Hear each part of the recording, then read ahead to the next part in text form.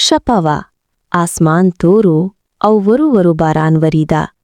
د کلي ټول خلک ویده وو، خو د ساجد او امجد په کور کې لا هم رڼا بل وه. امجد یوازې ناست و، د هغه مخې ته د پیسو یو بکس ایښ شوی و. هغه به هره پیسه په ډیر شوق سره شمیرله، بیا به یې ځان ته راکاږېده او ورو به موسک شو. د هغه په زړه کې یو عجیب احساس پیدا شوی و، داسې احساس چې هغه یوازې د پیسو لپاره ژوند کوي. هغه فکر کوي چې که ټولې پیسې د ده شي نو هغه به تر ټولو خوشحال انسان وي. هماغه وخت ساجد ورو خونې ته داخل شو. هغه د امجد حالت ولید. د هغه په سترګو کې خفګان ښکاره شو، ځکه چې دا هماغه غرور و چې مخکې به یې هر څه شریکول. خو اوس هر څه بدل شو. ساجد پوه شو چې امجد نور د پخوا په شان نه دی. هغه شپه دواړه غرو بیله فضا کې ویده شول، یو د پیسو په فکر کې، بل د غرور په فکر کې. سبا سحر لمر راوخوت، خو د دواړو غرو ترمنځ یخوالي لا هم پاتې وو. دکان خلاص شو، خو فضا بدله وه. ساجد به هر پیریدونکي ته په مینه کتل، مرسته به یې ورسره کوله او مناسب قیمت به یې ورکاو. خو امجد به تل پیای لوړې کولې او هڅه به یې کوله چې زیاتې پیسې واخلي. خلک به حیران شول، ځینې به یې ناراضه شول او ځینې به بې له څه اخیستو بیرته تلل. ورسته بله د دوی دکان خالی کېده، خو امجد ته دا خبره مهمه نه وه. هغه به هره ورځ خپلې پټې پیسې زیاتولې او فکر به یې کوله چې هغه ګټونکی دی. یوه ورځ هوا ډیره ګرمه وه، دکان کې څوک نه و. ناڅاپه یو ډیر زور سپین غیري سړی ور داخل شوه. هغه ډیر کمزوري ښکارېده، د هغه قدمونه هم درانې وو. ساجد سمدستي راپورته شو او مرسته یې ورسره وکړه. هغه ته یې اوبه ورکړې او د کیناستو ځای یې برابر کړه. امجد له لرې د هر څه کتل، خو زړه یې نه نرمېده. سپین غیري د ساجد له چلن نه ډیر خوشحال شو. هغه د ساجد سترګو ته وکتل، لکه چې څه پټ راز ووایي. هغه ورو له جیب نه یوه کوچنیه ډبره راویسته. دا ډبره عادي نه وه، یو نرم رڼا یې لرله. هغه ډبره ساجد ته ورکړه.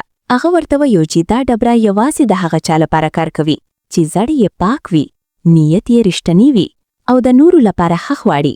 او که څوک لالچي وي، دا ډبره به هیڅ مسته ورسره نه کړي. هغه ورځ تېره شوه، خو امجد د هغې ډبرې په فکر کې پاتې شو. هغه شپه کله چې هر څه خاموش شول، امجد ورو پاڅېد. هغه د ساجد له څنګ نه ډبره واخیسته او خپل ځان سره یې ویل چې دا د ده چانس دی. هغه په تورو کې ناست، ډبره یې په لاس کې ونیوله او د ډیر شوق سره یې غوښتنه وکړه، خو هیڅ ونه شول. هغه بیا هڅه وکړه، خو بیا هم هیڅ ونه شول. ناڅاپه د هغه زړه درزا تیزه شوه.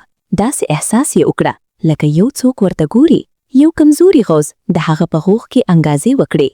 لالچ انسان تباه کوي. امجد سخت وډار شو. هغه شاوخوا وکتل، خو هیڅ څوک نه و. هغه ډبره وغورځوله او په ویره بیرته بستر ته لاړ. هغه شپه هغه ته خوب ورنغی. سبا ورځ هر څه بدل شوی و. دکان تیش وو، هیڅ څوک نه راتلل. امجد ورو پوه شو چې خلک نور پر دوی باور نه لري. هغه د خپلې تیروتنې په اړه فکر شروع کړه. هغه پوه شو چې یوازې پیسې نشي کولی هغه خوشحال کړي. ساجد بیا هم په صداقت ولاړو. هغه ډبره راواخیسته، سترګې یې پټې کړې او یوازې د حلال رزق نیت وکړه. ناڅاپه ډبره روښانه شوه. یو نرم سکون پیدا شو. ورو خلک بیرته راتل پیر شول. خلکو د ساجد پر رښتیني چلن نه باور وکړه. امجد دا هر څه ولیدل. هغه پوه شو چې اصلي ستونزه ډبره نه وه، بلکې د هغه خپل زړه و. هغه ورو بدل شو. هغه له خلکو سره ښه چلن شروع کړه. هغه نور دروغ نه ویل. هغه له ساجد سره یو ځای کار پیل کړه. ورځې تېرې شوې او د دوی ژوند بیرته سم شو. دکان آباد شو. خلکو خوشحال وو او امجد هم خوشحال وو، ځکه چې هغه یو مهم درس زده کړی و. هغه زده کړل چې رښتینی شتمني یوازې پیسې نه دي، بلکې صداقت، باور او ښه زر دی. په دې کیسه کې دا ښکاره کیږي چې لالچ انسان ړونداو کی او ژوند خرابوي، خو صداقت او ښه چلند انسان ته عزت، سکون او کامیابی ورکوي. هر څوک چې په رښتیني ډول ژوند وکړي، هغه به هیڅ کله تاوان نه ویني. که څوک دا کیسه وګوري او ترې څه زده کړي، نو ښه به دا وي چې ویډیو لایک کړي، له خپلو ملګرو سره یې شریکه کړي او د پښتو تون هب چینل سبسکرایب کړي، ترڅو نورې داسې ښې او سبق لرونکې کیسې هم وګوري. Subscribe to Pashto Toon Hub. Tap the button for fun videos. Thank you.